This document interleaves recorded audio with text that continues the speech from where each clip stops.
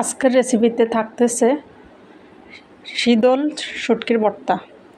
শীতল শুটকিটা সিলেটের মানুষে বেশি খায়। এই শুটকিটাতে অনেক বেশি গন্ধ। এই গন্ধওয়ালা শুটকিটা দিয়ে ভর্তা বানালে একদম চেটেপুটে এক প্লেট ভাত নিমিষেই খেয়ে ফেলতে পারবেন।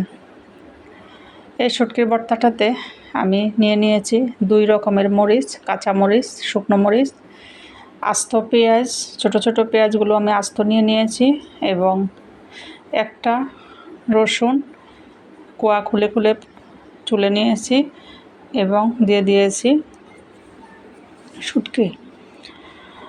শীতল শুটকিটা এখন দিয়ে দিয়েছি সরিষার তেল।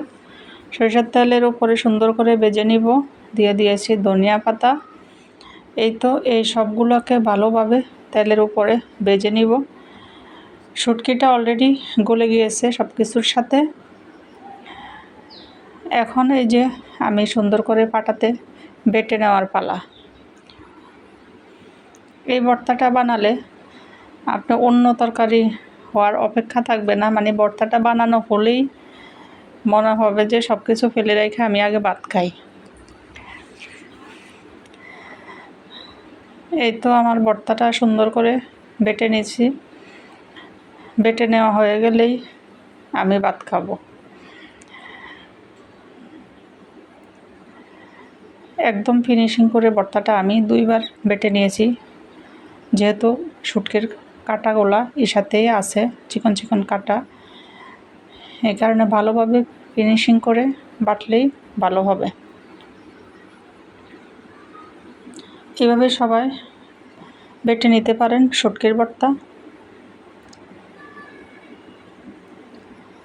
বানিয়ে ট্রাই করে দেখবেন, ভর্তাটা কেমন হয়েছে জানাবেন খেয়ে।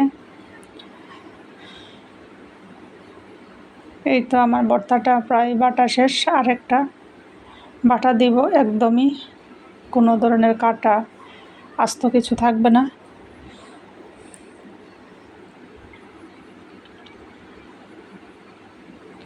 পেঁয়াজ, মরিচ, শুটকি, ধনিয়া পাতা, এই তো আর কিছু না। এটা হলেই একটা সুন্দর ভর্তা করা যায়। কয়েকটা উপকরণ হলেই মজা করে একটা ভর্তা বানানো যায়। যখন মুখে রুচি থাকে না, যখন ভাত খেতে ইচ্ছে করে না, যখন মাছ মাংস ভালো লাগে না, তখন এই ভর্তাটা বানিয়ে খেয়ে দেখতে পারেন। আলহামদুলিল্লাহ ভালো লাগবে।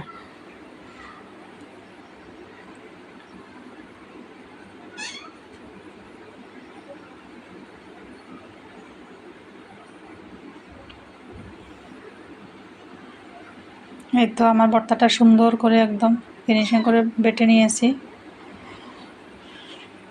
অনেক মজা হয়েছে।